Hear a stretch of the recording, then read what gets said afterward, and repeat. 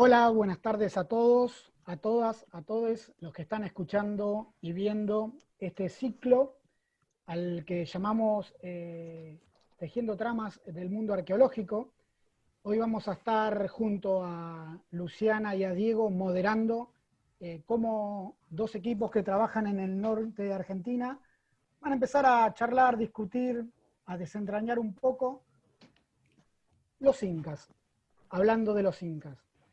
Tenemos en este primer encuentro a dos equipos.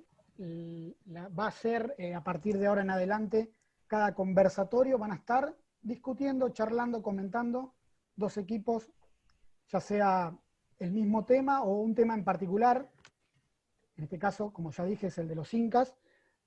Hoy tenemos la grata compañía del equipo del arqueológico Calchaquí Norte y el del Xincal de Quimivil.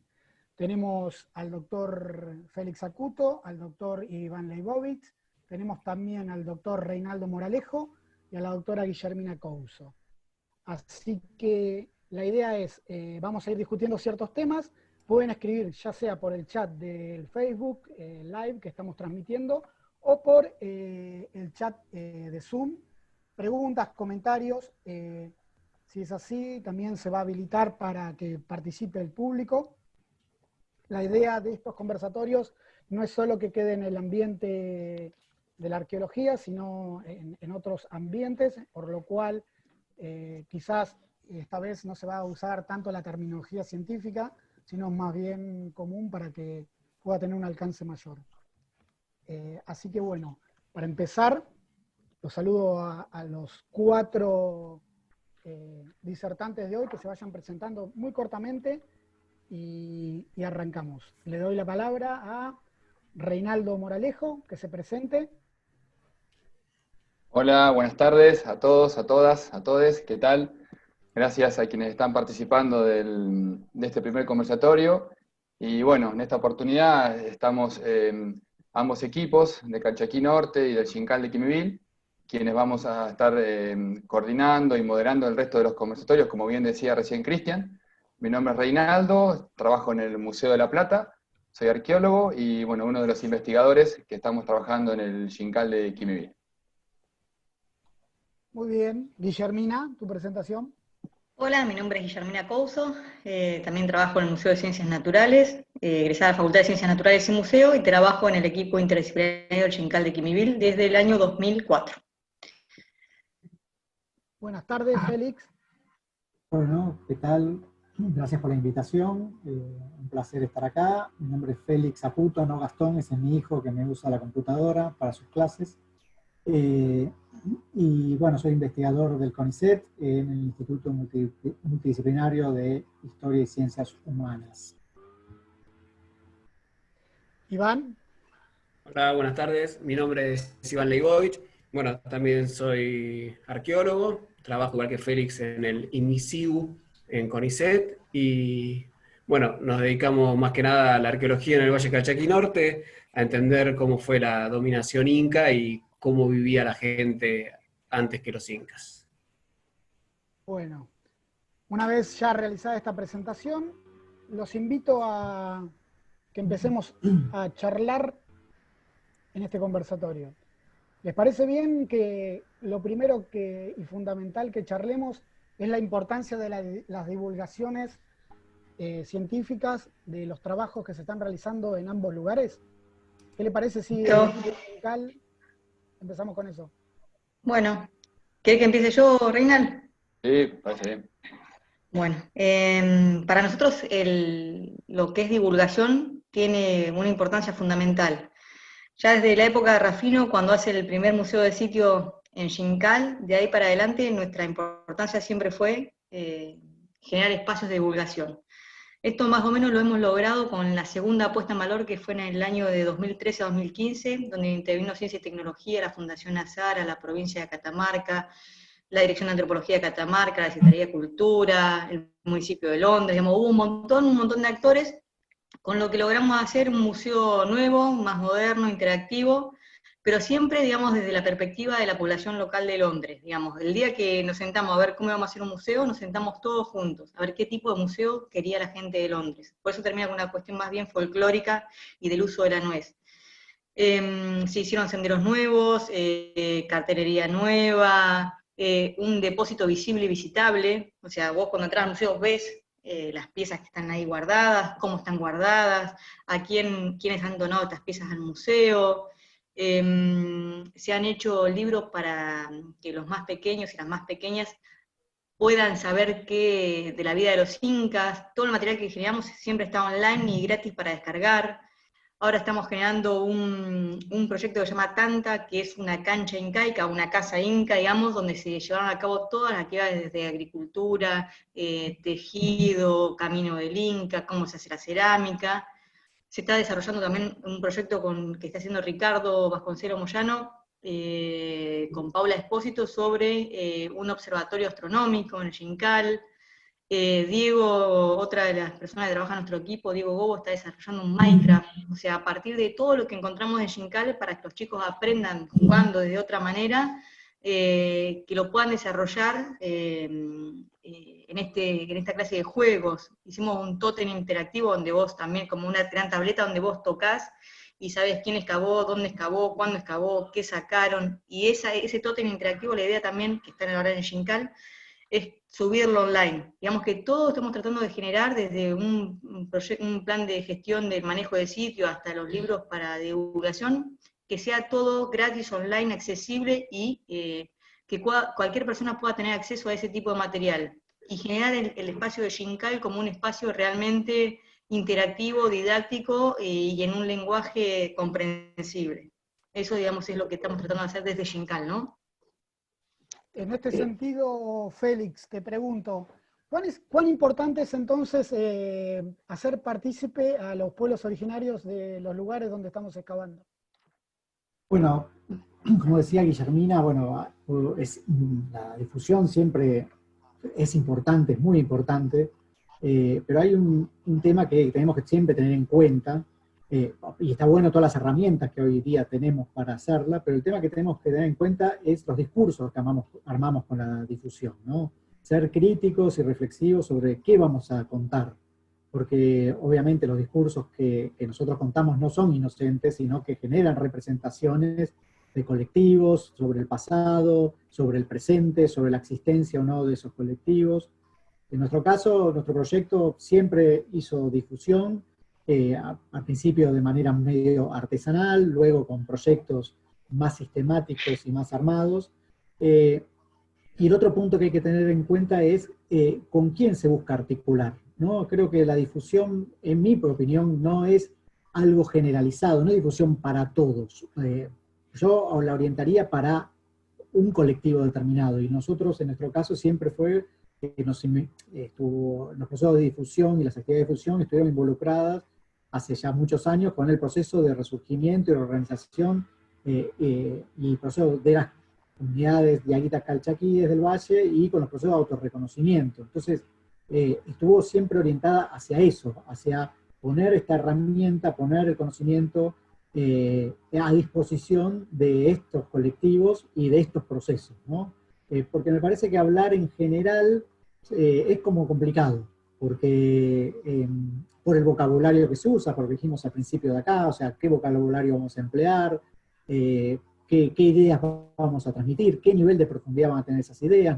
Entonces tenemos que ser, no es sencillo, ¿no? No es salir, yo critico un poco la difusión, que a veces veo que es salir a, bueno, vamos a contarle cómo vivían ustedes en el pasado, o cómo se vivía acá en el pasado, ¿no? Hay que hacer un proceso previo de reflexión interna de los equipos de trabajo para poder llevar un discurso pensado, ¿no? Y actividades pensadas, por supuesto. Sí, me quedé pensando, Cute, por ejemplo. Llega una escuela a Londres, llegan al Xincal, y agarra a un chico y te pregunta, ¿qué motivó a los incas a venir a este lugar? ¿Qué le contestarías? Bien, sí, un poco, en principio, una de las cosas que me concentraría es coincidiendo con lo que comentó Guillermina lo que también recién decía Félix, primero es el tipo de a quién estamos hablando, tener en cuenta eso, qué tipo de cómo vamos a elaborar el discurso, ¿sí? Y qué es lo que queremos decir exactamente, ¿no?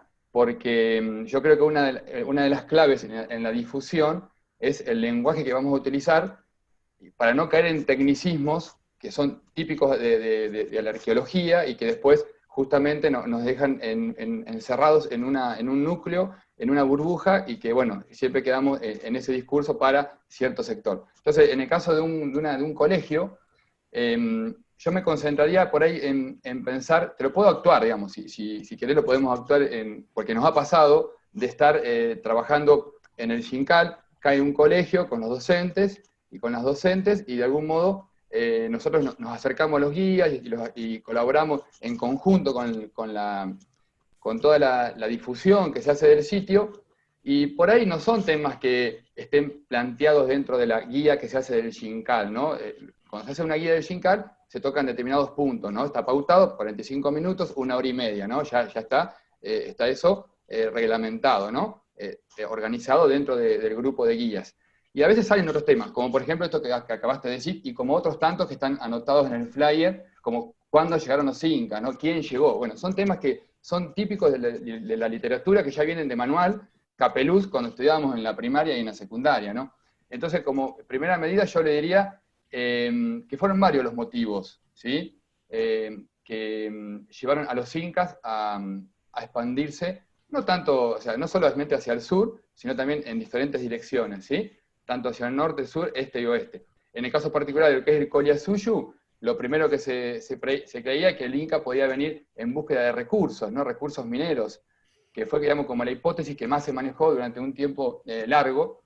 Y bueno, hoy en día se sabe que no es lo único, hay una complementariedad de elementos, de cosas, si se quiere, de motivos por los cuales los incas se empezaron a acercar al sur. Tanto lo religioso, ¿no? Digamos, el aspecto simbólico, por el cual, digamos, van adosando determinados territorios, que eso hace justamente que no solamente el recurso minero, que va asociado justamente a esta, y teniendo en cuenta que lo minero también tiene todo un componente religioso de antemano, ¿no? que lo define de algún modo, como por ejemplo también los campos agrícolas, ¿no? La expansión agrícola, la expansión, digamos, de recursos mineros,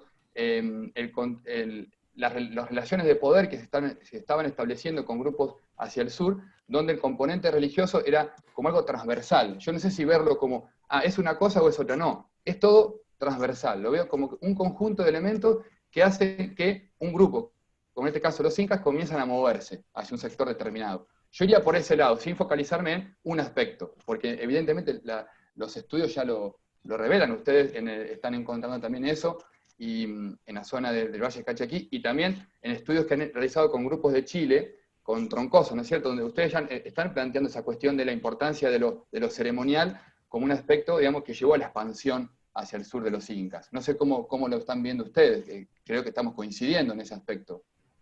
¿Qué podés agregar, Iván, a esto? Bueno, primero estamos de acuerdo con lo que dice Cute en algún punto, de que las viejas explicaciones que apuntaban a que las motivaciones eran económicas o logísticas, que era la búsqueda de recursos, lo que movía a los incas, están quedando un poco atrás. Nosotros creemos que en algún punto también, si bien no se puede desligar en todo el mundo andino lo económico de lo ritual, lo religioso, es todo un entramado mucho más complejo, creemos sí que una de las grandes motivaciones que tiene que ver con la religión inca como motor de la expansión, por ejemplo, que se ha dicho hace mucho tiempo también, es la apropiación de los lugares sagrados de las poblaciones locales. La apropiación de lugares significativos, huacas, por ejemplo, que serían todos los lugares sagrados en el mundo andino, de una manera así rápida.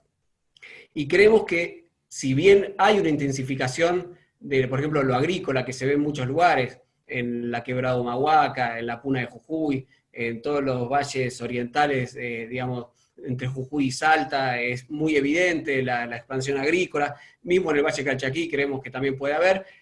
Todas esas también son acciones que se toman en pos de sostener esta expansión. Pero la motivación tal vez, y es algo que hemos trabajado con Félix, creemos que reside más en lo simbólico y religioso antes que en lo económico. Si bien, como dijo Cute antes, son cosas que no se pueden desligar y que van de la mano.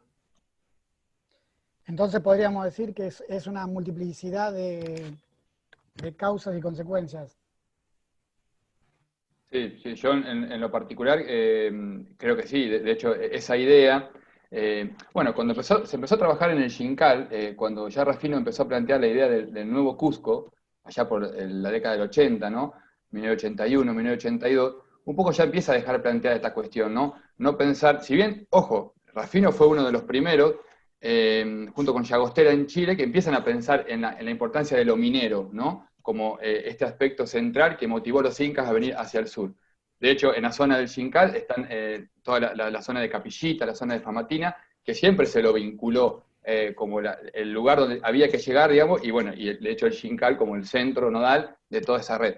Pero él, al plantear justamente el Xincal como un nuevo Cusco, empieza a ver otros aspectos donde lo ceremonial era algo preponderante justamente para mantener este conjunto de relaciones con los pueblos locales, ¿no? Como recién comentaba Iván. Sí, es como, me quedé pensando, esta es como la trama que estamos tejiendo dentro de los conversatorios, es una trama y urdimbre que va pasando por toda la arqueología incaica. Hablando, Hay hablando una de esto, de temas que se tocan y se suelen tocar muy en común. ¿Cuándo llegaron? volviendo un poquito antes a lo anterior, antes de pasar a esto, uno siempre tiene que considerar que todo el proceso de producción de conocimiento es un diálogo, ¿no? Es un diálogo con tradiciones, con líneas de pensamiento. Entonces, yo me formé en una línea relacionada con los estudios incas, en una perspectiva que era muy economicista y logística, ¿no? Una arqueología basada en teorías funcionalistas, ¿no? Veían la sociedad como en términos funcionales, organicistas, y además a nivel arqueológico, el registro arqueológico se le daba explicaciones funcionales, tanto los sitios se le asignaba una función, centro administrativo, tambo, lo que fuere, o a los objetos, vasija para contener alimento, para servir, para chicha o lo que fuere. Entonces, uno cuando va construyendo ese conocimiento hace un diálogo, ¿no? Entonces, a veces hay que, como estás dialogando con esas tradiciones, tenés que como ponerte en la vereda de enfrente. Entonces, en un momento, la vereda de enfrente fue justamente decir, bueno, no es, como decía Iván, no estamos pensando en algo como en la búsqueda, ¿qué vinieron a hacer acá? ¿No? A buscar minerales, a buscar mano de obra, a buscar tierras agrícolas. Entonces, lo que estábamos proponiendo en su momento, hace ya varios años, era este aspecto de una dominación de tipo, con una gran connotación de aspectos simbólicos e ideológicos, ¿no? Y como decía Iván, si bien hoy estamos de acuerdo también con lo que decía Cute, de que una actividad minera también está cargada de simbolismo, no es puramente ir a sacar minerales como un proceso extractivo de tipo capitalista, sino que en el mundo andino estás cargada de sacralidad cualquier actividad que nosotros llamamos de tipo económica. En su momento fue, bueno, vamos a cambiar el eje. Y una de las cosas que inclusive llevamos un poco más allá en la propuesta es decir, bueno, lo que están viniendo a hacer en realidad no es a relacionarse, y es como una propuesta también buscándose un poco provocativos, no es relacionarse con las personas, sino relacionarse con lo sagrado. La relación con las personas, lo que estamos proponiendo en algunas cosas que escribimos o presentamos, es subsidiaria a esa relación con lo sagrado. O sea, la actividad de explotación o la actividad agrícola o la expansión de los campos agrícolas es subsidiaria a eso. O sea, la propuesta que estamos sosteniendo ahora es esa, que lo incaico en los Andes del Sur, por lo menos, es una búsqueda de relación con lo sagrado. Y en el medio están las personas, las comunidades locales, con las cuales hay que relacionarse y hay que mantener un diálogo, pero lo incaico no va a eso, va a las cumbres de los cerros, a las huacas, a los salares, inclusive metiéndose como intermediarios entre la relación de las comunidades locales con lo sagrado. Pero Y hay algunos investigadores que están planteando algunas cosas parecidas, ¿no? Lo incaico, lo inca, se considera a sí mismo como superior al humano, está en otro plano de agenciamiento y de subjetividad. Está en otro plano que no es el humano, que no es el de las comunidades indígenas. Por lo cual habla de igual a igual con las huacas, y tiene que hacer un diálogo con el humano en el medio. Pero el objetivo es, si hoy me dicen la pregunta, ¿a qué vinieron a hacer? Mi respuesta va a ser, vinieron a relacionarse con las huacas. Esa sería la respuesta que estamos dando con Iván. Entonces, si quedamos en acuerdo, es multiplicidad de causas, sagrado, manufactura, producción, pero ¿cuándo? ¿Cuándo vinieron? Ahí, Iván le levantó la mano. Iván sabe. Qué tema, me gusta este tema. Es un tema que yo creo que también... Siempre esto de la cronología. No, como decía Félix antes, hay muchas cosas de la arqueología inca que vienen de hace mucho tiempo y ciertos paradigmas que yo creo que ya se han dejado atrás. Si bien uno cree a veces que se dejaron atrás, siempre hay una vuelta y no está del todo, no está mal siempre insistir porque, nada, lo que uno piensa que ya se estableció como una nueva forma de ver, una nueva fecha de llegada, no siempre todo el mundo la comparte. Históricamente se había puesto el año 1470 a partir de las fuentes endohistóricas, a partir de las crónicas que los españoles escribieron, los españoles que llegaron a Perú en el siglo XVI escribieron, se había puesto que a partir de la llegada al poder de Topa Inca, el hijo de Pachacútec, en 1470 habían comenzado la expansión incaica en el noroeste argentino. Esto es a partir de un arqueólogo llamado Rowe, que utilizó la crónica de Cabello de Balboa, y a partir de ello hizo esta cronología, donde pone fechas para los distintos incas y para sus conquistas. Los fechados radiocarbónicos, por otra parte, vienen hace mucho tiempo dando fechas mucho más tempranas, y no fechas aisladas, sino que son consistentes. Y ahí también hay otras discusiones. ¿Hasta qué año llevamos la conquista incaica? ¿En qué año decimos que empezó en el noroeste argentino? Hay fechados que son de antes de 1400, pero sin embargo hay muchísimos más fechados y se podría establecer una media, hoy por hoy creemos, en 1430 y un poco antes. O sea, en realidad no va a faltar quien me diga, no, yo tengo un fechado de 1410, de 1400, que es real. Pero con los que nosotros tenemos, con los que manejamos, con los que hemos trabajado, por ejemplo, en la Quebrada Humahuaca y ahora en el Valle Calchaquí Norte, creemos que 1430, 1420 son fechas más, digamos, potables para decir, bueno, la conquista. Y también está otro tema, y llegaron los incas nada más, llegaron y se fueron, llegaron, conquistaron y se quedaron para siempre. Esas son también muchas dudas que surgen desde los fechados radiocarbónicos. Nosotros particularmente tenemos fechados radiocarbónicos que claramente incas, en contextos que tienen que ver con lo que antes decía Félix, de conquista de lugares sagrados y demás, que podemos decir tranquilamente que son de 1430. Está bien. Para Guillermina y Reinaldo, en palabras breves, que justo Iván mencionó para aquella gente que no lo sabe, ¿qué es un fechado radiocarbónico y qué está pasando en el Xincal en cuanto a los fechados? Bueno, en principio, lo que es el fechado radiocarbónico es fechar material orgánico, en este caso puede ser carbón, puede ser restos óseos, ¿sí? A partir de un fechado de carbono 14 que nos indica, y ahí viene la cuestión, ¿no? Porque cuando se trabaja con fechados radiocarbónicos es ver qué estamos fechando y entender esta relación, la muestra con el evento, ¿no? No me quiero meter en una cuestión muy, muy tecnicista, pero quieras o no, al preguntarme qué es un fechado radiocarbónico, entramos en esa cuestión, porque yo creo que ahí está la clave, ¿no? Que varios investigadores ya lo han planteado. Cuando fechamos, primero hay que entender a qué llamamos conquista, porque no podemos, yo no me creo que hayan venido el Inca Topa Inca con todo su séquito, sacerdote ya en la primera entrada, no. Obviamente creo que ahí coincidimos en varios sentidos, en que seguramente hubo entradas mucho más esporádicas, de a poco, empezar a relacionarse, negociar, y de ahí, de a poco, entrar a habitar, ¿no? Lo que es habitar, ¿no? Cada lugar. Entonces ahí ya estamos hablando de una conquista que, ¿cuándo es la conquista? Bueno, hay que ver, y encima hay que ver qué estamos fechando. Por eso esta relación muestra-evento, cuando se data un material orgánico, como con carbono 14, tiene que ser fundamental. Y coincidimos con esto que plantea Iván de las entradas hacia 1420, y se da toda una secuencia. En el caso del Xincal, los fechados son posteriores a 1470.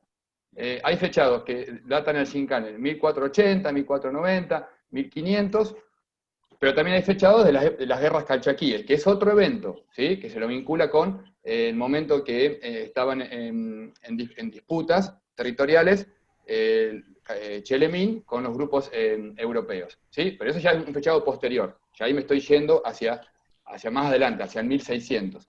Entonces, bueno, en el Xincal tenemos fechas para lo que sería la segunda mitad hacia fines de la segunda mitad del siglo XV, lo cual un poco coincide con el posible avance que hicieron a los incas de un modo así alternado hacia el sur, ¿no es cierto? Eso en principio. Después hay que un poco discutir también los fechados que se están obteniendo también para Mendoza, ¿sí? Que hay fechados basados en la termoluminiscencia, que es otro aspecto que eso implica otra charla en sí misma, y bueno, hay que empezar a tomar determinados aspectos para ver si, con qué fechas contamos, con qué cantidad para cada sitio, que nos permitan hablar de cómo pudo haber sido el avance, y si es que por ahí no estaban, el avance hacia un lugar no estaba viniendo más del lado de Chile. Bueno, eso es parte de lo que estamos trabajando actualmente. Está por salir ahora un trabajo que vamos a publicar con dos colegas, Pablo Ochoa y Alejandro García, donde estamos planteando toda esta cuestión del avance de lo Inca, y que justamente las entradas están coincidiendo con los fechados que están manejando ustedes para la quebrada de Humahuaca. Así que bueno, no sé si respondí lo que me dijiste, Cristian, pero sí. Es complejo hablar de lo radiocarbónico si no se habla de lo que es pensar que fechamos una madera, fechamos carbón al momento que esa madera fue cortada. No estamos fechando, y eso pudo haber sido usado en un periodo muy largo de tiempo, o sea, que se cortó la madera y se usó para un fogón. Entonces, ¿qué estamos? Eso hay que tenerlo presente. Por eso lo más indicado ahí a veces es fechar el colágeno de huesos, que son animales, el camélido, por ejemplo, que son los animales que tienen un periodo de vida un poco más corto. Entonces, eso siempre hay que tenerlo presente, ¿no? Cuando fechamos qué tipo de material y el contexto, que no siempre en todas las publicaciones, que eso hemos estado viendo últimamente, no en todas las publicaciones el contexto arqueológico está bien especificado, y eso introduce algo de ruido, ¿no es cierto? Al momento de alguien lector de afuera intenta ver qué está fechando y hay algo que está quedando ahí medio en el aire. Sí, Guillermina, antes de darte la palabra, Arnold, para el que quiera, nos deja una pregunta. Dice, ¿qué margen de error tienen de estos fechados? Si alguien quiere, por favor, explicar. Sí, no sé, en el caso de lo que estamos trabajando nosotros, estamos hablando de margen de error de 10 a 20 o 30 años, más o menos, un periodo. Sí, Guille, ¿qué querías aportar? Me quedé un poco enganchada con lo que decía Félix sobre por qué ocupaban los lugares, por qué ocupaban las huacas que eran de otras poblaciones, y cómo lo vemos en Xincal, no solo por ejemplo en el Uxnu, ¿no? De Xincal mismo. Digamos, cómo en un momento, como dice Reinaldo, posterior, el empedrado inca, la cocha, donde se vertían las ofrendas y donde la banqueta latina donde se realizaban estas ceremonias, se perfora este empedrado incaico 2,40 metros para abajo, y hay como varios eventos de reocupación en el tiempo después de los incas. Y cómo en la actualidad el Xincal sigue siendo un sitio tan vivo que se siguen llevando a cabo las celebraciones. Y esto también, digamos, con lo que venimos viendo es de quién participa en las celebraciones, qué espacio ocupan, si están adentro de la plaza, fuera de la plaza, cómo se escucha, quién escucha, ¿no? Está como muy bueno el tema, digamos, de esto de de lo que tiene que ver con lo ritual, lo ceremonial, la reocupación de huacas, no solamente de los incas, ¿no? Esto que decía Félix, de que está arriba de las personas, ¿no? Pensando un poco eso, me quedé un poco colgada con eso y pensando esto, digamos, también en relación a los 2 eventos de ocupación en Xincal, que yo creo que son más de 2 eventos, pero en el momento colonial, ¿no? Está bien, entonces, de esto que estamos hablando y discutiendo, ¿no? Contextos, fechados, creo que una de las cosas que más hace falta, aparte, bueno, obviamente, aparte de estos conversatorios, es sentarse a hablar en una mesa y discutir estos temas más allá de las cuestiones académicas o congresos, juntarnos y charlar los diferentes equipos que estamos participando, ¿no?, de la investigación Inca en el noroeste de Argentina. No sé qué les parece esto.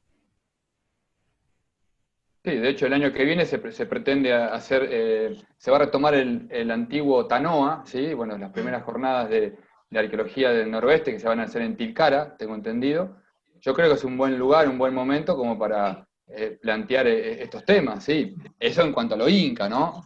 Igual también se puede plantear en la región de Cuyo también, o sea, en jornadas de cuyanas también se puede plantear el tema de lo inca, bueno, porque han estado también en esa zona, ¿no es cierto?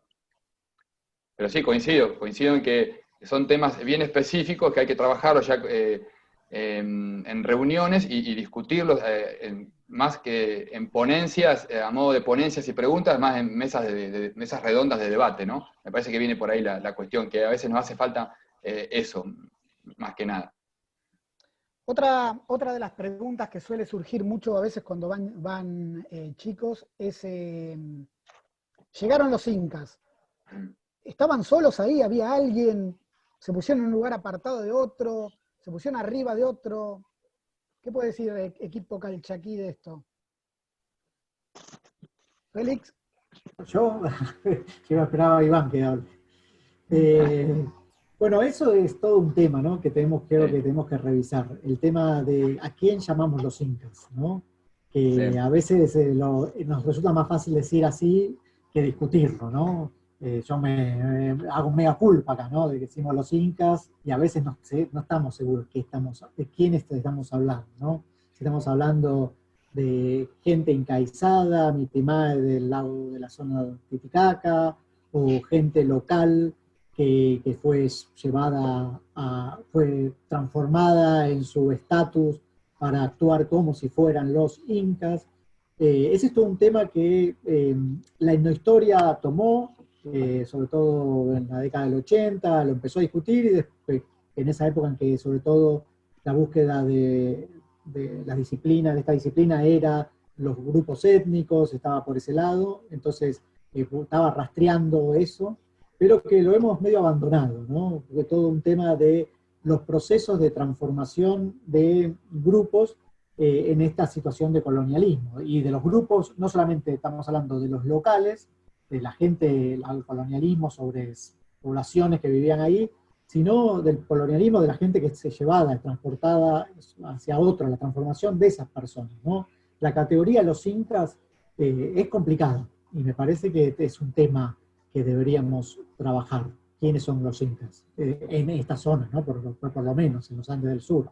¿Quiénes actuaban como los incas en los Andes del Sur y por qué, ¿no? Es difícil a veces arqueológicamente y la falta de fuentes en nuestra zona nos impide, pero bueno, eso no quiere decir que no lo planteemos. Sí, yo coincido plenamente en lo que estabas comentando, Félix, y lo llevo un poco también más allá cuando ya el hecho de escribir la palabra Inca. ¿Por qué escribimos siempre Incas con mayúscula? Hay muchos trabajos que es Inca, con C o con K, y con mayúscula. Entonces, muchas veces cuando hablamos de Inca, una cosa es hablar del Inca, el soberano, ¿sí? Otra cuestión es hablar de los Incas como un grupo cultural, una sociedad que entró en relación con diferentes comunidades, eso se ha planteado ya en diferentes trabajos, ¿sí? A medida que iban avanzando, las relaciones no eran iguales en todos los valles, con todas las comunidades, y se daban diferentes situaciones particulares, de acuerdo a cómo se establecían esas relaciones, como vos estabas diciendo. Entonces, bueno, justamente quiénes eran los que estaban viniendo, venían hombres, venían mujeres, eran más mujeres que hombres, porque son preguntas que a veces no nos estamos haciendo, la cuestión de género. Cuando hablamos de incas, la cuestión de género no se está trabajando. Al menos en lo que es arqueología inca en el noreste argentino. Sé que se está trabajando, hay un grupo que lo están trabajando, empezando a trabajar a partir de las crónicas y todo el rol de la mujer, y hablar de Inca y de qué se habla cuando se habla de Inca en Perú, ¿no es cierto? Bueno, hay una colega, Sofía Chacaltana, que bueno, ustedes también la conocen, que está trabajando mucho esa cuestión, y es interesante, ¿no? Empezar a hacernos otras preguntas acerca de los incas, y realmente quiénes llegaron, bueno, un poco lo que vos decías, ¿no? Cómo y quiénes realmente, ¿sí? Eso es súper interesante y a veces no tenemos los elementos desde la arqueología para sacarlo a flote, digamos.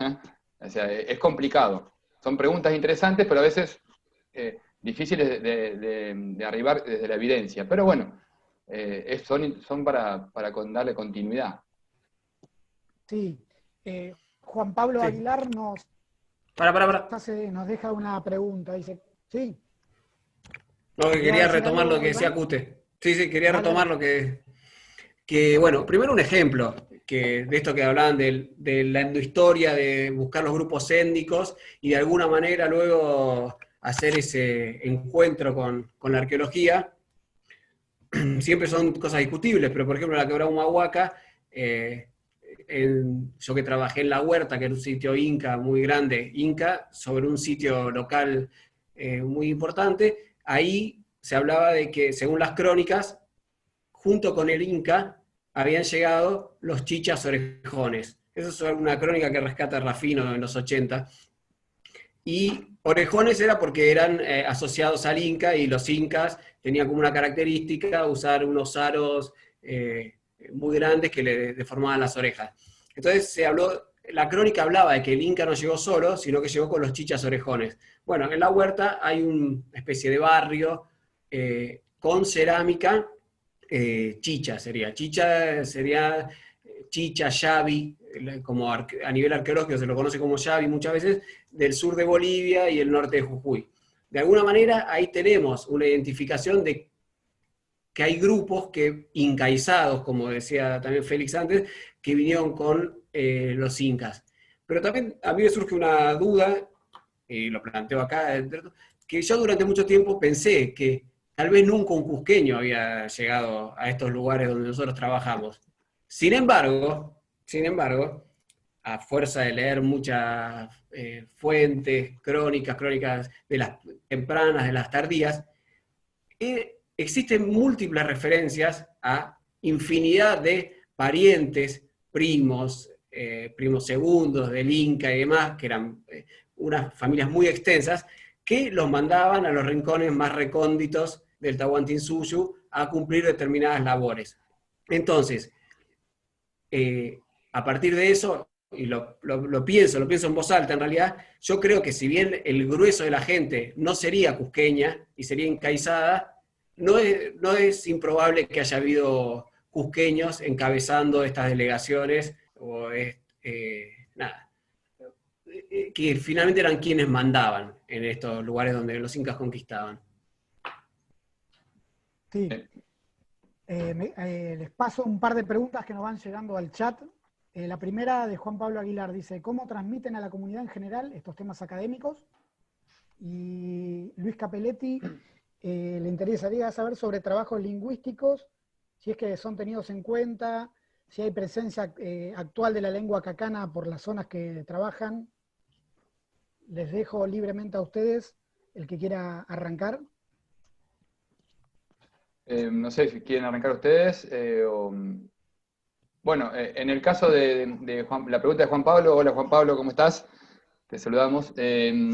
Al comienzo, Guille, en el caso particular del Xincal, comentó cómo estamos trabajando actualmente con la difusión, ¿sí? Si bien se han hecho charlas con la comunidad local, ¿no es cierto?, para ver cómo poder abordar justamente la idea de un nuevo museo que se generó a partir entre el 2013 y el 2015, se fue generando todo un lenguaje, ¿no?, de un modo así participativo, un modo colectivo, donde y esto lo remarcó muy bien el museólogo Ricardo Balboa. Carlos Balboa trabajó en la parte de museología junto con Marta Laudani, y fue lo primero que nos dijo: el museo va a estar pensado para el público general, no para la gente de arqueología. Y eso nos dejó un poco marcado, porque justamente, claro, una vez elabora un lenguaje muy arqueológico, muy técnico, y nos pasa a veces con las publicaciones, y después gente que a veces estas publicaciones tiene que trabajar sobre esas publicaciones,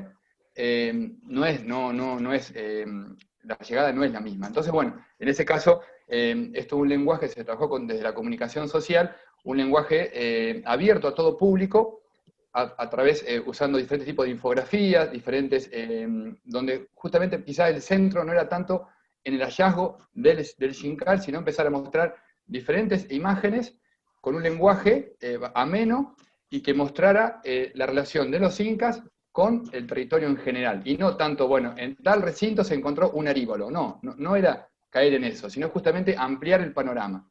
Eso por un lado. Por otro lado, bueno, en el caso del Xincal se ha trabajado con maquetas, una maqueta que fue elaborada por Lynch, un maquetero de Necochea, que también nos planteó lo mismo. Él leyó el libro de Rafino para hacer la maqueta y no lo entendió. Así, hay que decirlo, ¿no? O sea, le costó entender algunos términos, pero tiene razón ese señor. Entonces, lo hicimos venir al museo, nos juntamos a charlar y ahí se aclararon todas las dudas. Entonces, ahí es donde la comunicación es importante, y trabajar la comunicación como arqueólogo o arqueóloga, no sé si es lo correcto. Hay que juntarse con otros ámbitos, con otros profesionales que nos ayuden, que nos den una mano en eso. Para mí es fundamental. Y bueno, en otro sentido también se hicieron la cartelería, en respuesta a tu pregunta, Juan Pablo, con dibujos donde se representa lo que podrían haber sido las canchas dentro del sitio, ¿sí? Entonces no entrar al sitio y decir, bueno, esto que está reconstruido o esto que no está reconstruido, bueno, fue así y se hizo de tal manera. No, sino una idea en base a crónicas y en base a estudios de arqueología en la zona andina central, se plantean dibujos y se han puesto en los senderos para que los visitantes puedan ver cómo la arqueología pensaba ese sector. Y así, bueno, varias cositas que tienen que ver justamente con la difusión, tanto en el museo como dentro del recorrido del sitio, ¿sí? Además de las redes sociales, ¿no? Que eso para mí es importante, trabajar el Instagram, trabajar el Facebook, como algo esencial para la difusión dentro del Xincal, que eso hoy en día la página del Xincal existe como tal, ¿no? No sé ustedes, chicos, cómo están con eso. En el caso, entonces, me quedé pensando que el trabajo súper interdisciplinario juega un rol fundamental a lo que hace no solo a nuestra ciencia, sino a la colaboración de otras ciencias, ¿no? Me quedé ahí con la pregunta que había hecho Luis, si se tiene algo de estudios de lingüística en alguno de los equipos. No sé, ustedes, Iván, ¿están trabajando con cuestiones lingüísticas para la zona? No, la verdad que ese tema, más allá de leerlo, de tener biografía al respecto, no es un tema que hemos abordado. Sí, desde la toponimia muchas veces, que obviamente uno busca el tema toponímico, que por lo general abunda la toponimia en quechua, y leía la pregunta de Luis, que hablaba de la presencia actual del cacán. Hasta donde yo tengo entendido y lo que hemos hablado con la gente, salvo algunas palabras aisladas, no hay cacán, como no hay cacán hablantes, digamos, en el Valle Calchaquí. Puedo estar equivocado, puede parecer, pero sí sabemos por ejemplo, un ejemplo clásico sería, nosotros trabajamos en Cachi. Cachi siempre se habla de que tiene un significado en quechua, que sería sal, y otro que sería en cacán, que sería, si no me equivoco, peñón de la soledad. Ahora se me hizo un... Entonces, ¿de dónde vino el toponímico Cachi? Pero son pequeñas y aisladas las referencias al cacán. No así al quechua, que la toponimia abunda. Sí, sigo con más preguntas que nos van llegando. Dice Cecilia Eve, ¿qué se está estudiando respecto a la expansión amazónica del incanato? Bien. ¿Algo? Iván. Usted, Sí. ¡Epa! Sí. la zona, bueno, tenemos La zona de Xincal, Yungas. claro, creo que en el caso de ustedes, Iván y Félix, el aporte, digamos, de la cuestión amazónica, por una cuestión, digamos, de ubicación, es bastante, un poco más clara que la que tenemos nosotros en el Xincal, ¿sí? No sé, eso ya nos contarán ustedes. Pero bueno, ahí hay que revisar bastante todos los trabajos nuevos que se están haciendo en toda la zona, digamos, este de Salta. Hay trabajos muy interesantes de Beatriz Ventura, bueno, inclusive también trabajos que han abordado Verónica William y Beatriz Cremonte, y junto con Cristian Vitri, de los caminos que están empezando a relacionar toda la zona, digamos, de los valles centrales con la zona más oriental, ¿no es cierto? Y la zona, digamos, donde entraban en conflicto con los grupos comechingones, los grupos, digamos, de la zona de Tierra Baja de Santiago del Estero. Hasta ahí llegamos, ¿no? Y no tenemos evidencias claras de caminos y de sitios en esos lugares, sino ahí ya la evidencia viene por otro lado, ¿sí? Pero bueno, al menos en el caso del Xincal, evidencia amazónica, hay en el Ushnu del Xincal apareció unos restos de aves, es una excavación de Ana Gareta, y que están publicadas, bueno, donde unos restos de aves de un origen tropical. Pero bueno, de ahí es un origen tropical que puede haber sido zona de yungas, no necesariamente, digamos, del Amazonas, pero bueno, de una zona de yungas en general, que apareció en el Ushnu, que no es un dato menor, ¿sí? Porque en el Ushnu concentraba, a nivel, digamos, de ritual y ceremonial, un conjunto de elementos que estaban por ahí bastante exóticos en relación a lo que aparecía en los alrededores del sitio, digamos, en las otras canchas residenciales. ¿Sí? Un poco eso es lo que tenemos para responder del Xincal. Hay algunos elementos vinculados con la zona de yungas, digamos, en contextos rituales. Nos siguen llegando más preguntas. Luciana pregunta, dice, con respecto a la red de caminos que justo hablaste, también conocido como el Capamián, ¿qué puntos unían? ¿Qué finalidad tenía? ¿Qué relaciones hay con las montañas, la arquitectura, el arte rupestre? ¿Cute No Caminos? sé, ¿hacemos de norte a sur o empezamos de...? Como Bueno, quieras, ¿eh? la verdad que es el tema de la caminería inca es fundamental. Los resultados los estudios que estamos haciendo en la zona del Xincal, que empezaron digamos, cuando comenzamos a estudiar los caminos, la idea era justamente salir, digamos, de lo que es el nodo. El Xincal considerado como un nodo, como un punto de conexión, donde llegan varios caminos, un punto, digamos, de un centro político, ceremonial, administrativo, donde todo se concentraba en las canchas del lugar, en la plaza, ¿no? En un supuesto Inti Raymi, o en diferentes fiestas que se estaban haciendo en el Xincal. Ahora, ¿qué pasaba en los alrededores y cómo llegaba la gente? Bueno, eso fue un poco de las grandes preguntas que nos empezamos a hacer, y empezamos a ver que los caminos que estaban diseñando los incas, no eran, en algunos sectores son caminos que ellos mismos, con una lógica inca en cuanto a infraestructura, como lo mismo que se encuentra en la zona que están trabajando ustedes, Félix, de Iván, son netamente incaicas. Pero la zona, entender el camino como una zona de paso, una zona de circulación, una zona de tránsito, por fuera, digamos, de lo que es la infraestructura, son lugares que estuvieron ya de antemano siendo visitados, siendo caminados, ¿sí? Con elementos simbólicos previos a los incas. Ha aparecido mucha cerámica ciénaga, digamos, estamos hablando de 200, 300 antes de Cristo, cerámica aguada, 400 al 900 después de Cristo, cerámica Belén. O sea, es toda una red de movilidad previa a lo inca, que los incas la retoman, ¿no es cierto?, la resignifican y empiezan a construir nuevos caminos en algunos sectores, en otros, digamos, reformulan los caminos que estaban previos, y un poco eso es lo que estamos encontrando, ¿no es cierto?, que va un poco en relación con lo que aparecen, entiendo que, y por lo que hemos leído, aparecen también en otros lugares, ¿no? No podemos pensar que los caminos fueron inventados por los incas, no, nada que ver, ni siquiera ha sido en la zona de sierras centrales, pero sí los incas empezaron a imponer una impronta desde la cuestión simbólica y también desde la infraestructura, que sí se nota cuando se hacen las diferencias. Hace unos días hubo una ponencia muy clara de caminos Huari, caminos Tiahuanacu, en la zona de Arequipa, y los elementos que estaban encontrando esos caminos, en cuanto a infraestructura, muy diferentes a lo que uno encuentra en caminos netamente incas. Y esos caminos también fueron utilizados por los incas, ¿no? Entonces, hay diferencias en cuanto a la evidencia. pero quizás las rutas eran las mismas que se estaban comunicando entre un sector y otro. No sé, ustedes, Iván, ¿cómo eso lo están manejando? O Félix, no sé. Sí, dale, Iván. Dale, Iván. No, Sí, Pensé que me dio la Yo palabra. quería agregar una cosita más a lo que dijo el Cute, ¿no? Que a veces nosotros proyectamos caminos óptimos, ¿no? Por algunos programas, ¿no?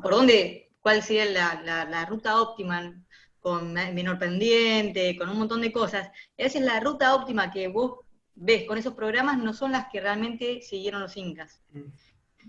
Y otra cosa muy interesante que empezamos a estudiar son los caminos intrasitio, o sea, cuáles son los caminos dentro de Xincal y cómo lo correlacionamos cuando habla de arquitectura. Por ejemplo, en Xincal estamos haciendo todo un estudio de fases constructivas de las estructuras, ¿no? O sea, fases constructivas de, no sé, la cancha, de una casa.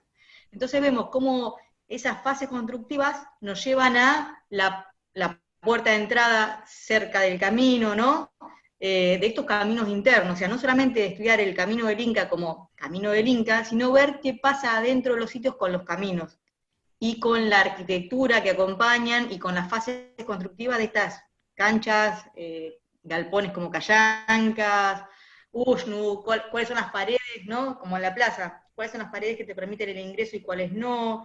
Es como un tema bastante complejo, súper interesante, y no, digamos, solamente pensar el camino del Inca como el camino del Inca, sino ver qué pasa en estas proyecciones que hacemos como caminos óptimos, y ver qué pasa dentro del sitio con la arquitectura que acompaña. Eso para agregar un poco, no pensando solamente en el camino, ¿no? Volviendo a un tema anterior, en realidad, algo que habló Guillermina de lo que pasó después de los incas en el Uxnu, los lugares cómo volvieron a ser retomados y resignificados, y la pregunta que hacían sobre temas lingüísticos.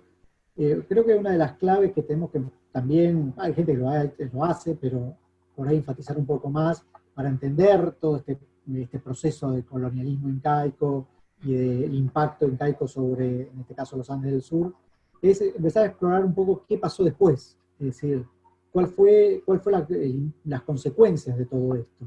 Creo que las transformaciones, porque hay aspectos muy importantes que en los procesos sociales son de gran trascendencia, que nos da muchas claves sobre cómo fue la presencia incaica y cómo fue luego resignificada.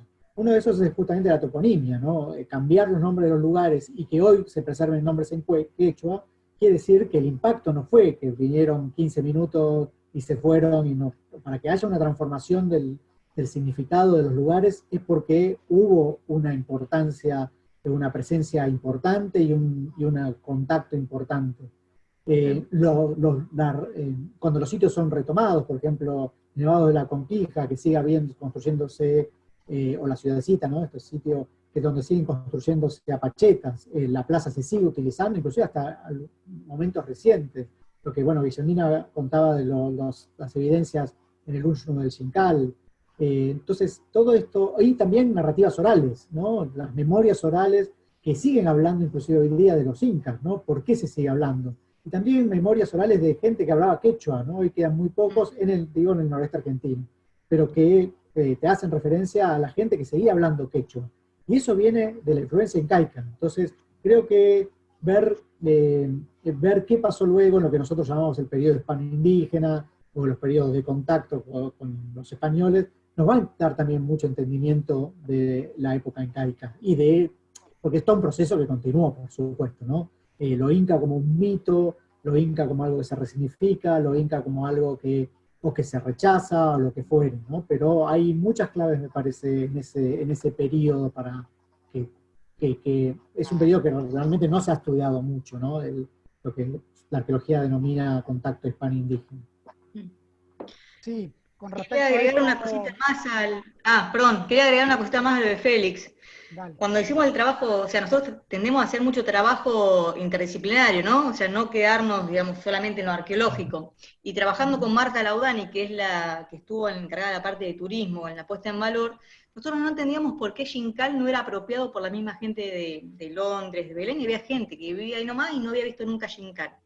Marta empezó a hacer entrevistas, está publicado eso. ¿Y qué pasó? Xincal, esto que decía Félix, que se resignifica y cómo, y quién se apropia y quién no, seguían viendo al Inca como el invasor. Entonces, ahí es donde vimos recién plasmado qué opinaba la gente de Xincal, la misma gente que estaba ahí. O sea, ellos se autorreconocen, o sea, Belén, o sea, digamos con esos grupos de ahí, pero el Inca es un invasor para ellos. Y o sea, que también nos hace repensar un poco. Estamos poniendo un sitio en valor que ellos mismos consideran que eran invasores, la misma población de Londres, ¿no? Entonces, digamos, ¿cómo se resignifica? ¿Qué piensa uno? ¿Quién piensa el otro? Tenemos otras vertientes que van y siguen realizando celebraciones en Xincal, ¿no? Que eso lo dejamos plasmado en el plan de manejo, o sea, que la gente pueda celebrar, ¿no? Porque sigue siendo un sitio vivo. Pero cómo hay varias posturas sobre un mismo lugar o un mismo evento. Sí, ahí para Luis hoy que había preguntado, María nos deja un aporte, dice, no tenemos registro de la lengua cacán en Catamarca, si bien Lafón Quevedo trabajó sobre el tema, no tenemos muchos vocablos identificados. Sí. Y bueno, nos siguen llegando preguntas, ahí te tiro una, Iván, que nos llegó a Facebook de Jorge Silva. Son varias preguntas, así que bueno, te voy leyendo, dice. Todos los investigadores resaltan que el Collasuyu fue importante para los incas. Señalan incluso que su ocupación tuvo motivaciones religiosas, que fue ocupado tan tempranamente como 1430 y que los incas como tales nunca llegaron.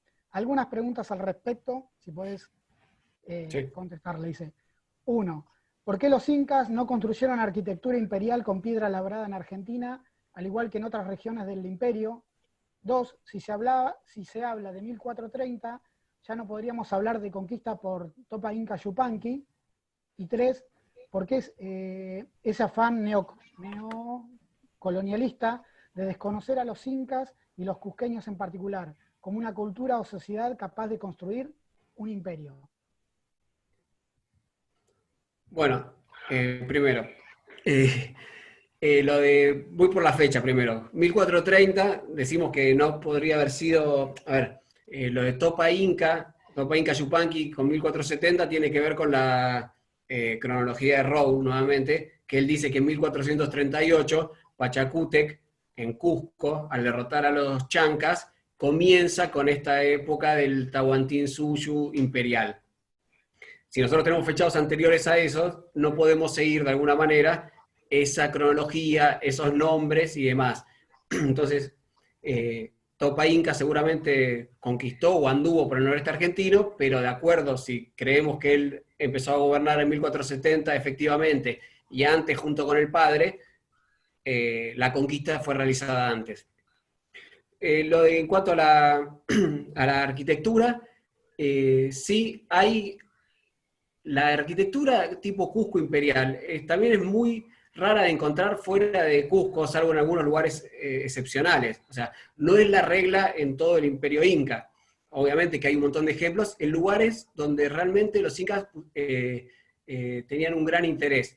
En el noroeste argentino hay, sin embargo, lugares que no alcanzan esa monumentalidad ni esa factura en la piedra, pero que claramente muestran una intencionalidad y un trabajo por parte de los incas para emular la arquitectura de su lugar natal. Y en cuanto a lo del neocolonialismo y demás, tal vez se malinterpretó lo que estábamos diciendo, quiero entender así, de que no fueron los cusqueños o los incas los que vinieron acá en persona, nos referíamos a la cantidad de gente. O sea, el Tahuantinsuyu, los incas conquistaron millones de personas, y no todos los que estaban llegando a los lugares o conquistando eran incas o cusqueños. Justamente acá estamos hablando todo lo contrario, sobre la capacidad de los incas o cusqueños de construir un imperio. Por eso, más bien a lo contrario. Y bueno, eso. Sí, nos siguen llegando preguntas. Esta es una de Estefanía. Dice, quería preguntar sobre la mina que está en el Salar del Hombre Muerto. Tengo entendido que fue primeramente una mina inca y luego se reutilizó. ¿Tienen idea de eso?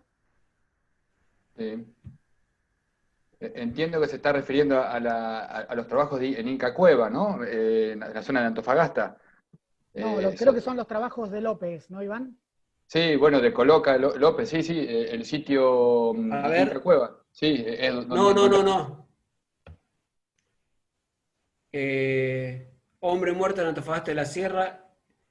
Sí, eh, entiendo que esa mina de turquesa que encontraron y que sí, no sé si, a ver, Inca no, Vieja, no, claro, la de salar de turquesa. ratones en Salta es eso. Inca, Ahí Inca dice Viejo, Vero, mina de turquesa. Inca Viejo, esa. Escribirle, Cristian, a la persona que hizo la pregunta si se está refiriendo a Inca Viejo, a esa mina de turquesa. Entiendo que es esa, son los trabajos Ahí de Coloca y de López.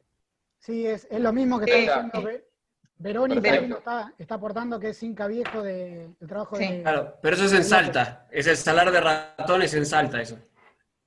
Y bueno, yo creo que esa mina en particular es uno de los claros ejemplos, en base a lo que estuvimos hablando al principio, ¿no? Donde la explotación, en este caso, digamos, de la turquesa, donde combinado con elementos tan importantes como tan significativos como lo ritual, ¿no? Lo religioso, porque bueno, encontraron una evidencia, digamos, de ritualización de ese espacio con un posible Ushnu, digamos, con una especie de marca justamente que está señalando un lugar y que justamente lo vinculan, hay una relación de agencia muy interesante entre, digamos, quienes estaban explotando la mina con el espacio sagrado, ¿no es cierto? Entonces yo creo que es ahí donde lo que hablamos al principio, ¿no? Digamos, esta cuestión de la explotación, sea cual sea una explotación agrícola, una explotación minera en este caso, vinculada con lo sagrado de un modo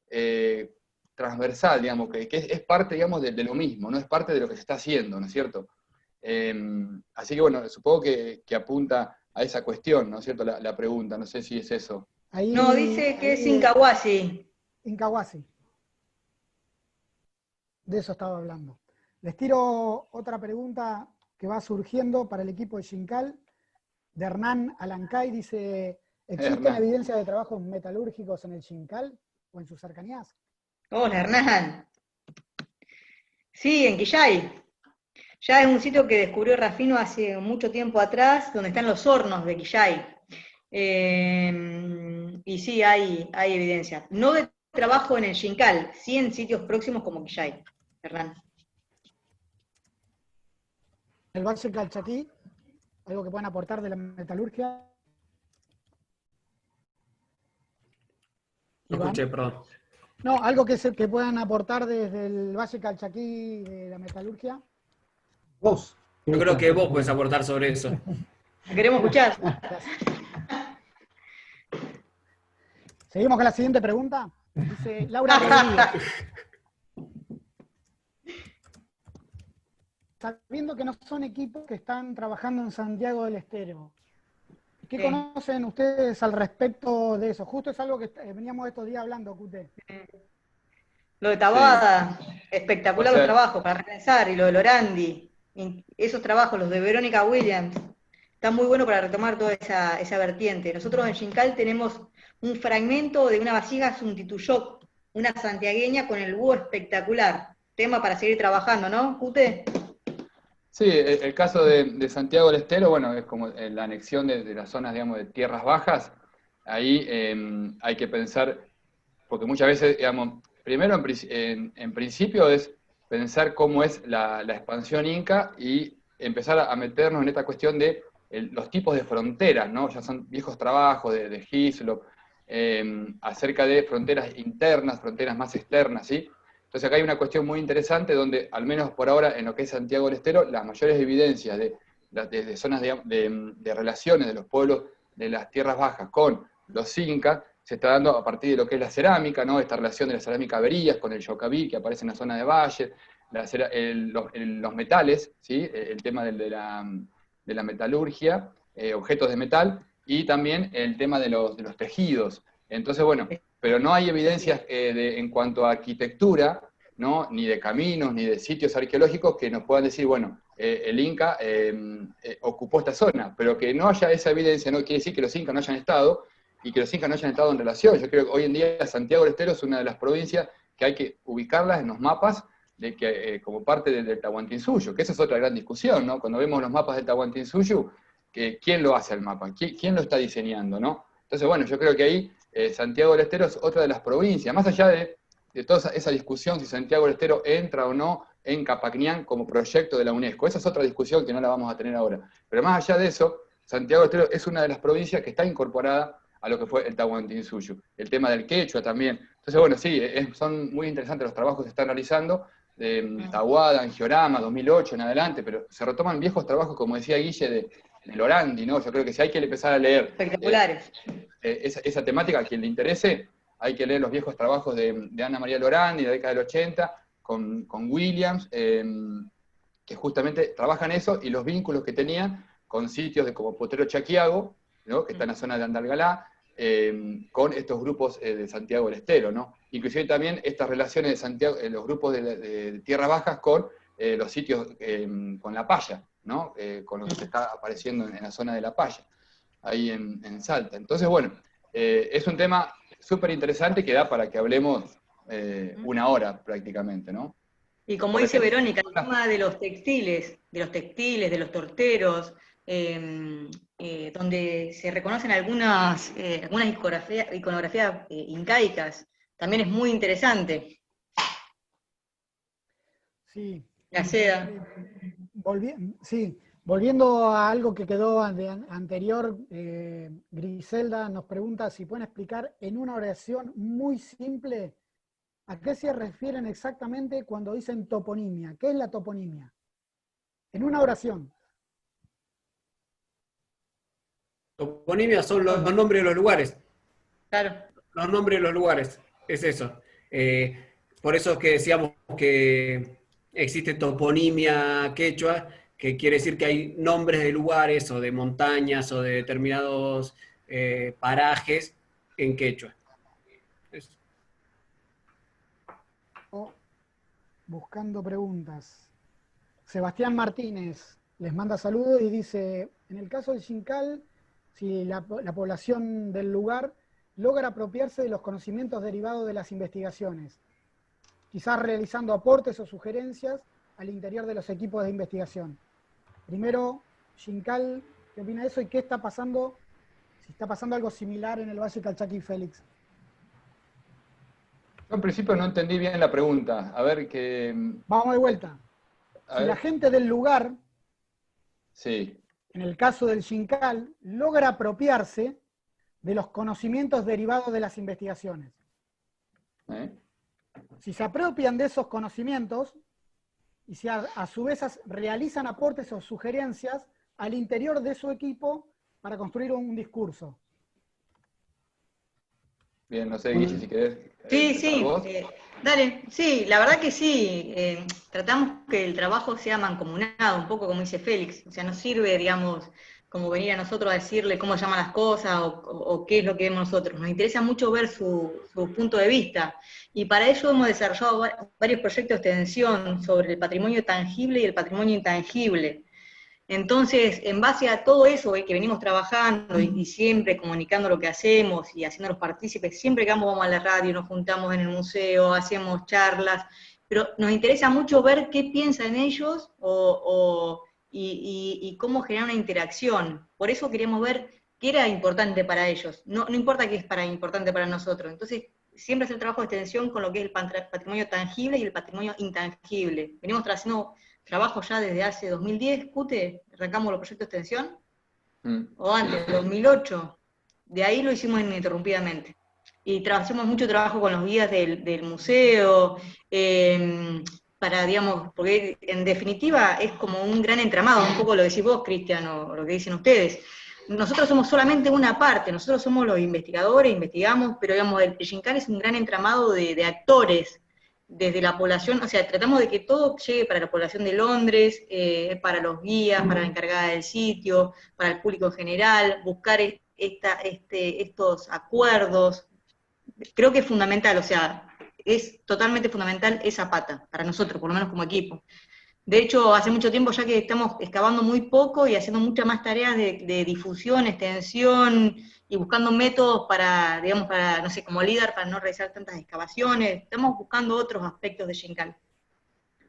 Sí, acoto algo a esto que dice Guille. Además, otra cuestión importante en relación a esta pregunta es que nosotros trabajamos con un método, como método científico, somos científicos y científicas que estamos trabajando en un lugar determinado, generamos un discurso, que no es el único discurso y que no es el discurso, digamos, hegemónico, que muchas veces la ciencia, como hoy se maneja la ciencia, cuando uno dice, lo dijo la ciencia, es palabra santa. Bueno, nosotros tratamos de que no, o sea, de hecho, cuando elaboramos este discurso es mucho trabajo colectivo con las comunidades, con el lugar, ¿no es cierto?, con la gente que nos acompaña, que nos cuenta cosas, y aprendemos más de ellos que de lo que nosotros podemos sacar al excavar un tiesto. Entonces eso hay que tenerlo presente, ¿no? ¿Quién genera el discurso? ¿Cómo se genera? Y que en el Xincal el único discurso, el científico no es el único. Hay hay colectivos que hacen ceremonias hoy en día, que ven al Xincal desde otro lado, la cuestión más espiritual, ¿no? Y que nosotros formamos parte también de eso, nos identificamos con esa mirada. Entonces, yo creo que eso hay que tenerlo en cuenta, ¿no? Y no creer que la ciencia, en este caso la arqueología, nos va a decir la verdad, porque eso ya sabemos que no es así, según quién sería la cuestión, de un lugar determinado, ¿no? Eso lo quiero aclarar porque no queremos como que la ciencia, digamos, dice lo que es de un lugar, no, ni mucho menos. Y aparte hay los conocimientos que se buscan.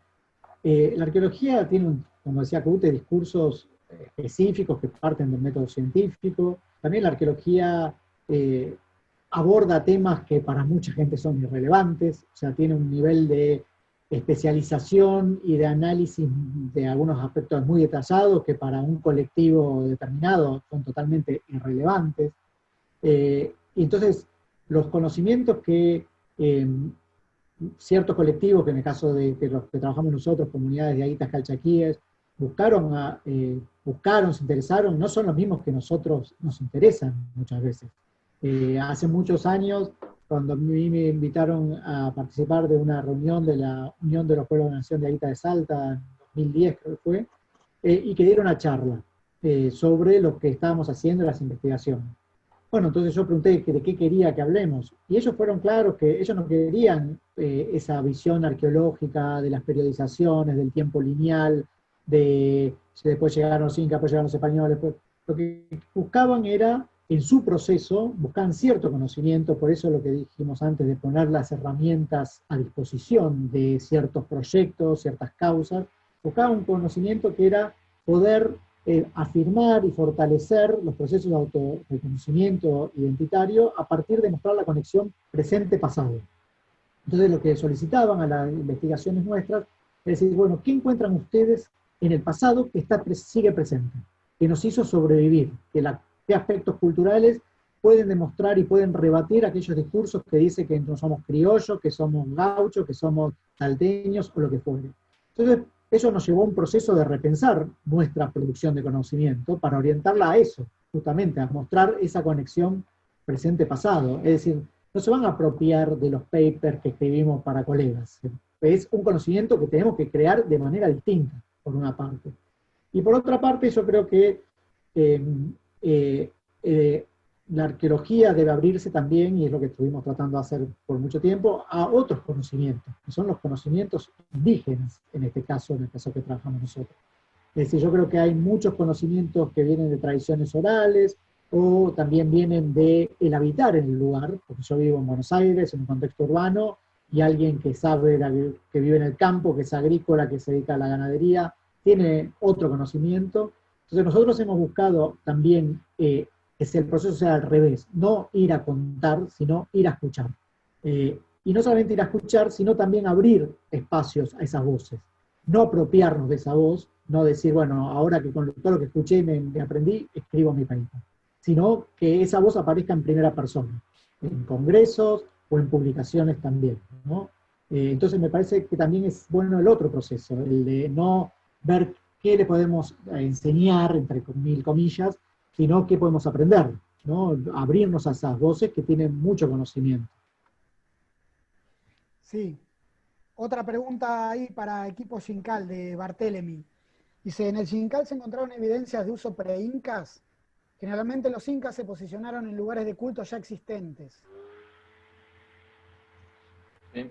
Guille, ¿querés empezar vos o empiezo yo? Dale, no, respondo una parte si quieres.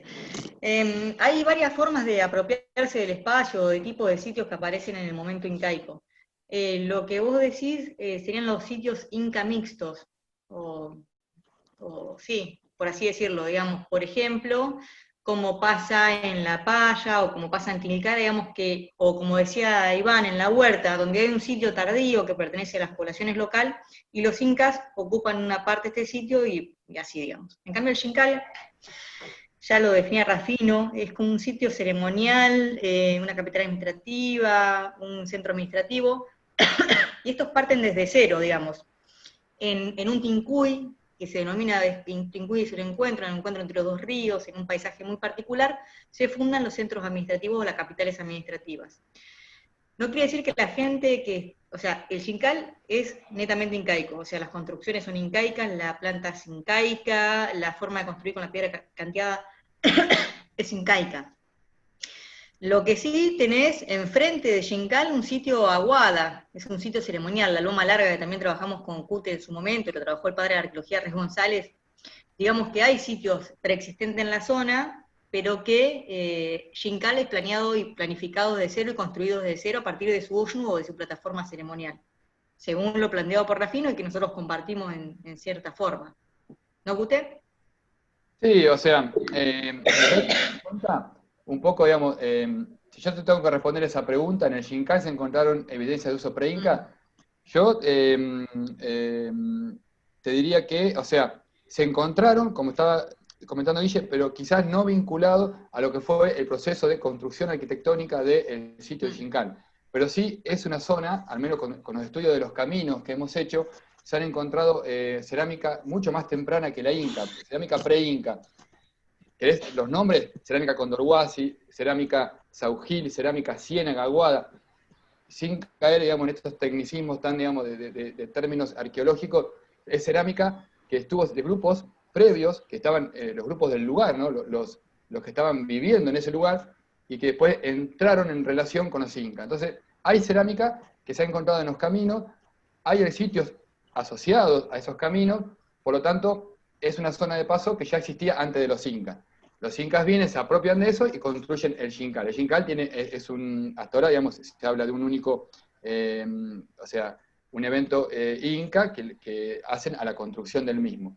Pero, por ejemplo, en el Xincal hay muchas tumbas vinculadas con los cerros. Lo que hoy conocemos como los cerros aterrazados y cerros ceremoniales, los cerros ceremoniales aterrazados del este y del oeste, que también lo llaman el Templo del Sol y Templo de la Luna, ahí en Londres, hay tumbas donde hay cerámica más temprana que lo inca.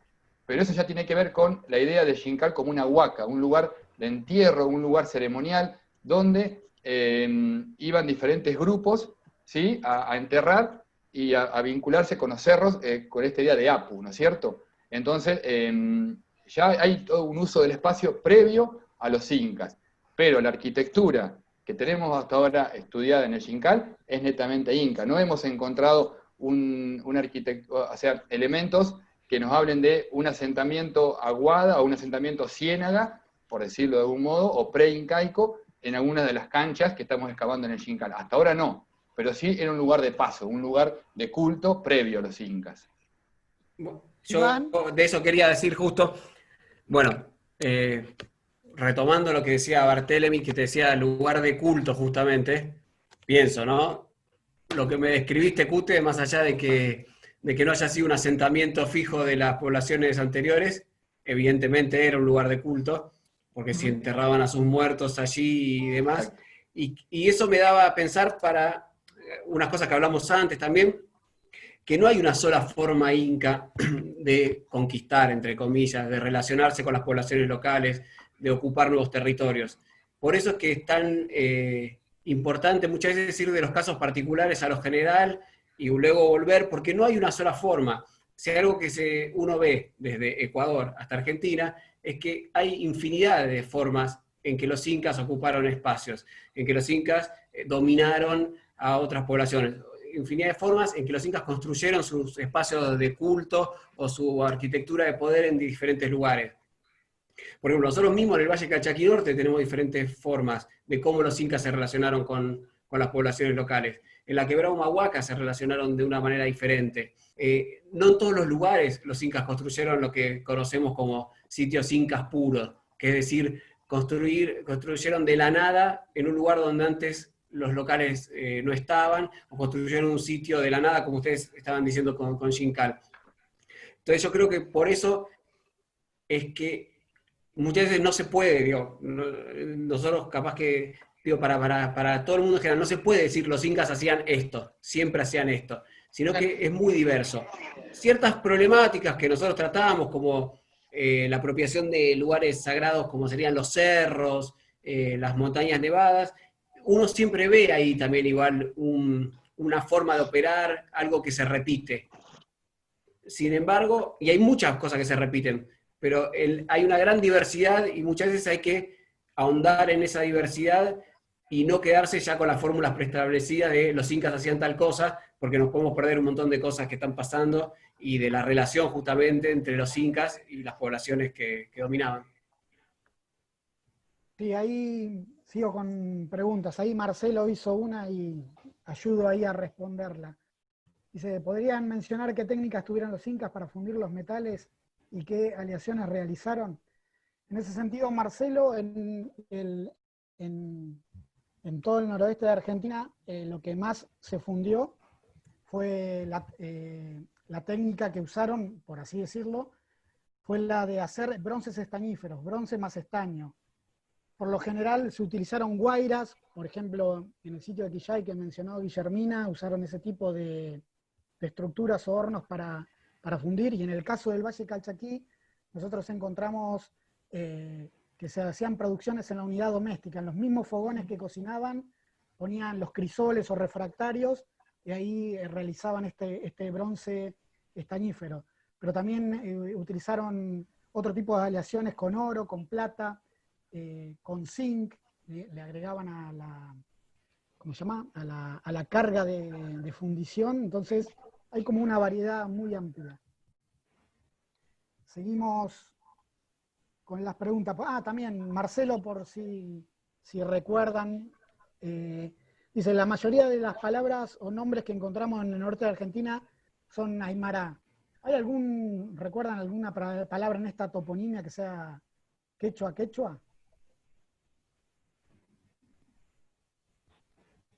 Sí. ¿No? Bueno. Sí, yo estaba esperando que si alguien iba a responder del grupo. No, si recuerdan alguna. Sí, en el caso lo que pasa es que en el caso del Xincal, hoy también un poco en relación a lo que decía Luis, hay palabras que si bien la Fone Quevedo trabajó con el cacán para la zona de Catamarca, se ha perdido, la lengua que, digamos, el cacana, digamos, no existe como tal, digamos, hoy, pero hay algunos topónimos dando vuelta, de hecho, digamos, Gonzala de Quimivil, digamos, está vinculado con el cacán, pero también hay mucho vínculo con el español, por ejemplo, lo que es hablar de Cajamarca, que es una de las preguntas que hicieron, Catamarca, ¿sí? Son preguntas, son la idea, digamos, de lo que es tambillo, ¿no? Cómo de algún modo tambo, ¿no? Tambillo, ¿no? Si bien quizás no son quillay mismo, la palabra quillay, no son netamente quechuas, hay como un mestizaje, ¿no? Una mezcla bastante interesante con el español, al menos para la zona que estamos trabajando ahí en Catamarca. Pero después, si nosotros bajamos, por ejemplo, lo que es Batungasta, también, digamos, un sitio ahí en Tinogasta, donde la lengua cacana, digamos, está muy presente en algunos topónimos, ¿sí? No sé si respondo un poco a la pregunta. Sí, aparte de los topónimos de muchas regiones no son en aymara, en realidad son en quechua o mixturados quechua con el español, Exacto. o en cacán o en punza. En la zona de la Puna hay muchos topónimos de sobre todo los cerros de la Puna de Salta, la mayoría, o muchos de ellos están relacionados con el punza.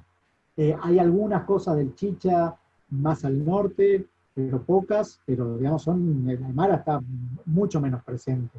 Bueno, hay muchos trabajos interesantes de la zona de la Puna Jujuy, de Albeck, sobre los topónimos, también sobre los apellidos, pero la mayoría, bueno, son o cacán, o quechua, o punza, o español, obviamente. Sí. Hernán nos hace otra pregunta, dice, así como el fechado radiocarbónico les dio buenos resultados y continúa siendo útil. ¿Qué otras nuevas tecnologías se emplean? Ahí se podría hablar de, por un lado, Grupo Calchaquí, sonido, Grupo Xincal, no solo del Líder. Minecraft, sino del Líder. Me gusta Iván, más el Minecraft igual, ¿eh? ¿qué nos A mí puede me contar Nosotros de las nuevas tecnologías que se están aplicando en el Valle Calchaquí Norte? En el tal vez sentido no de, son tecnologías en sí, sino que son estudios bastante novedosos que hemos empezado a hacer, que tienen que ver con el análisis del sonido, de la dispersión del sonido en los sitios arqueológicos. Que nosotros muchas veces tratamos de entender cómo eran las experiencias que la gente vivía en estas plazas incas, en estos rituales incaicos. Entonces muchas veces nos focalizamos en lo que se veía, desde dónde se veían determinados fenómenos, y también estuvimos probando también ver cómo era el circular por estos lugares, las experiencias tal vez más corporales, de qué implicaba entrar a una plaza, presenciar un ritual ahí, cómo era la entrada, cómo era la salida, y a eso le adicionamos estudios de sonido para tratar de ver si la dimensión sonora era importante, que creemos que sí, que era importante en estas festividades. Y si de alguna manera estas plazas, estos sitios incas, tuvieron en mente a la hora de construir estos lugares, generar algún tipo de efecto acústico. Eso por un lado. Y por otro lado, no Félix y yo particularmente, pero por ejemplo el doctor Ferrari y el doctor Izaguirre, que trabajan con nosotros, se han dedicado mucho y muy bien a las reconstrucciones virtuales, que también son otra forma de abordar distintos aspectos del pasado y de las experiencias en los sitios arqueológicos. Reconstrucciones en 3D, también análisis de vuelta de esto de sonido, de visibilidad. Eso sería como tecnología de punta, vamos a decir, un punto a nivel informático utilizada para la arqueología. Sí. Y yo complemento un poquito más con el tema de los instrumentos musicales. Hace 2 o 3 años arrancamos con el tema de las nuevas tecnologías con la gente de la UNTREF. Entonces empezamos a estudiar los instrumentos musicales, el tipo de sonoridad, y lo usamos ahora sobre todo para lo que es Perú, pero con la idea de pasarlo para Xincal, que es lo próximo que vamos a hacer, un catálogo digital y sonoro de los instrumentos musicales. Y usamos las nuevas tecnologías como el LIDAR, por ejemplo, para escanear los interiores de las antaras nazcas y poder reproducirlas. Y ahora vamos a ver si pasamos para hacer todo esto de estudio de Xincal, porque estamos analizando todos los instrumentos musicales que son del noroeste argentino, que muchas veces pasan desapercibidos por la complejidad o porque uno piensa que puede ser para guardar cuestiones para inhalar. Entonces es un mundo bastante complejo, pero estamos tratando de llevar el tema de la música y del sonido y de los instrumentos musicales a Xincal, que hay varios objetos ya como instrumentos musicales que tenemos para estudiar. Y algo que se puede agregar también en cuanto al uso de nuevas tecnologías, en el caso del Xincal, es la incorporación del LIDAR, ¿no? Que es, bueno, toda una técnica de rastreo, digamos, de escaneo por imagen, digamos, de escaneo láser, ¿sí? Para hacerlo, digamos, de un modo sencillo, digamos, es un dispositivo que se puede montar en un avión o en una especie de trípode y que permite escanear con una luz, ¿no? Con haces de luz, diferentes superficies. Y lo interesante del LIDAR, que lo empezamos a implementar con un grupo de la Facultad de Ciencias Astronómicas y Geofísicas de acá de la Universidad de La Plata, un grupo que actualmente lo está dirigiendo el doctor Daniel del Cogliano. Lo interesante es que se puede obtener información por debajo de la vegetación, no la que está enterrada, no, sino información por debajo de la vegetación, que está tapada por la vegetación y que de algún modo, de tantos millones de haces de luz que se emiten de ese dispositivo, varios entran, sobrepasan esa vegetación. Pero no es que la atraviesan por las hojas, sino pasan entre los intersticios de las hojas, ¿sí? Siempre hay lugares que penetra el sol, bueno, por esos lugares penetra la luz, artificial en este caso, y nos puede dar información de lo que hay por debajo, a través de diferentes patrones arquitectónicos en principio. Eso lo estamos trabajando y bueno, también como una de las nuevas tecnologías que hemos implementado en el Jincal. Y esa nueva tecnología nos sirve de base para hacer un montón de otras cosas. Por ejemplo, encontrar nuevas estructuras dentro de Jincal, encontrar sitios nuevos, arqueológicos, próximos a Jincal, más tempranos, como alguien preguntaba por ahí, y hacer, digamos, como la base para poder hacer modelos en 3 dimensiones o más. Entonces nos va a permitir un ajuste milimétrico a nuestros trabajos, ¿no? Y no solamente el LIDAR aéreo que escanea así, sino con el LIDAR fijo que decía Reinaldo, montado en un trípode, que nos permite escanear, a ver, vamos a hacerlo gráfico. Con los métodos tradicionales uno hacía esto, fotogrametría o lo que sea. Con el LIDAR lo que permite es el interior también. Entonces, bueno, un poco es eso, digamos, estas nuevas tecnologías nos permiten ajustar toda la información que nosotros ya veníamos manejando de base y generar modelos en 3 dimensiones, hacer estudios, como decía Iván, de sonido, de visibilidad, de descubrimientos nuevos.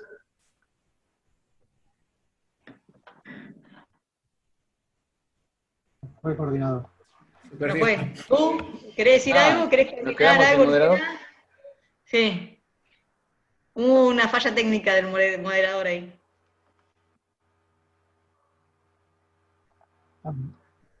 Hay una pregunta interesante acá que llegó, mirá, pregunta, ¿podrían mencionar si en sus investigaciones los habitantes de esa región utilizaron plantas psicotrópicas en la medicina?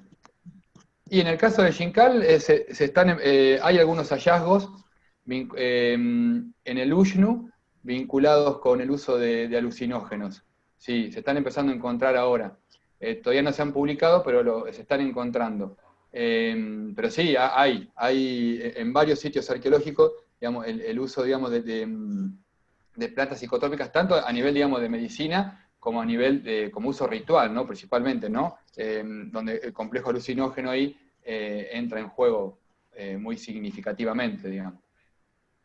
Nosotros con los Inca, un detalle nomás, no precisamente el uso de plantas psicotrópicas, pero es particular que en la cima del Cerro Meléndez, que está en el Nevado de Cachi, donde hemos trabajado, a 6.020 metros sobre el nivel del mar, entre las maderas hay un montón hay una plataforma ceremonial y demás recintos hechos por los incas, y entre las maderas que hay, que siempre se pensó que eran para leña o algún tipo de ofrenda, pudimos identificar un tronco como de sebil. Sebil es justamente un árbol de las zonas más selváticas, de las yungas, de donde con sus semillas se hace un polvo alucinógeno. Entonces, aparte que es una madera no local, creemos que puede haber tenido cierto simbolismo relacionado con eso, y no deja de ser particular el hallazgo de sebil en la cima de un cerro en un contexto ritual. Y si mal no recuerdo, por ahí estoy confundido, bueno, además están todas las tabletas de aspirar alucinógenos que se encontraron en el Valle Calchaquí, en las tumbas del sitio de la Palla, y si mal no recuerdo, los análisis que hizo Marinas Provieri de las tabletas dio que estaban hechas con madera de sebil, justamente.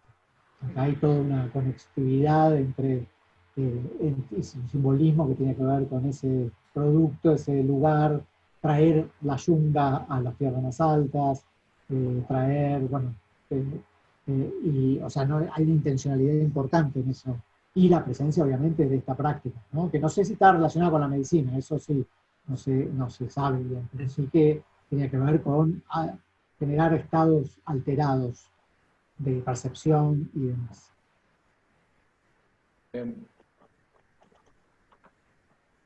Bueno, no sé. Ya estamos pasados de hora, ¿no? Se ve que a mí salió bastante interesante la cuestión. No sé si hay más preguntas. ¿Algo más para cerrar? Queda una de arqueoastronomía. Capaz que la puede contar Ricardo, nuestro moderador 2 o 3. Una pregunta si estaban haciendo estudios de arqueoastronomía. Bueno, ustedes, Iván, Cristian y Félix, en la zona que están trabajando, sí, y en el caso de Jincal también. Y bueno, creo que Ricardo, si está presente, podría comentar algo al respecto. Al menos en el Jincal, los trabajos de arqueoastronomía, los primeros trabajos vinculados con la arqueoastronomía del Jincal los comenzó Ian Farrington, ¿sí? a partir de en la década, en el 95, que lo publican en 1997 en un congreso de acá que se hizo acá en La Plata. Ahí donde Rafino empezó, digamos, a vincularse mucho, bueno, una amistad muy, muy interesante con Ian, y se dio un lugar muy importante a lo que es la arqueoastronomía. Después fue retomada Ricardo Moyano, en el caso de nuestro equipo de investigación, también está Gustavo Corrado, que también está trabajando con esa cuestión, y en diferentes sectores están trabajando con la arqueoastronomía con resultados bastante interesantes, ¿sí? Así que hay para contar mucho al respecto. ¿Y se escucha ahora? Sí. ¿No se escuchó lo que dije? Sí. Ah, bueno. Algo que me había quedado colgado de ahí, obviamente es para Diego, es cuando esté el Minecraft, que llegue a todos lados, gratis, y más Como que nada a siempre. las escuelas. Como Para siempre, si no, no llegar. lo hacemos. ¿Cómo? Como siempre, si no, no lo hacemos. Bueno, para ir cerrando este primer conversatorio, una frase que quieran dejar de hablando sobre los incas. Te agarré distraído, Iván. ¿Alguien que quiera tirar alguna frase de lo que quedó de esta conversación? Yo me dejo para lo último. Bueno, yo la verdad que súper interesante, estas reuniones un poco más informales, donde se pueda preguntar de todo, donde podamos hablar distendidamente, no académicamente, no para un público académico. La verdad que para mí estas reuniones son fantásticas, así que a la vida que estaba Verónica por ahí, que ya la vamos a enganchar para alguna charla, lo vi a Luis también, está Fede, que Wimber, que hace unos trabajos espectaculares con Emilia Iusi, así que ya lo vamos a echar a ustedes también, y nada, celebro este tipo de reuniones. Eso. Sí, la Bueno, idea sí. inicial de estos conversatorios tiene un poco que ver con esto, con empezar a romper con esa lógica de congreso que se estaba dando a través de las redes, ¿no? Una charla, un PowerPoint y después preguntas del público. Bueno, la idea es que haya preguntas a medida que vamos hablando y donde no tengamos que presentar un Power, que podamos contar experiencias entre diferentes y empezar a vincularnos desde los equipos de investigación, no una persona con otra, sino digamos un equipo, 2 personas, 3.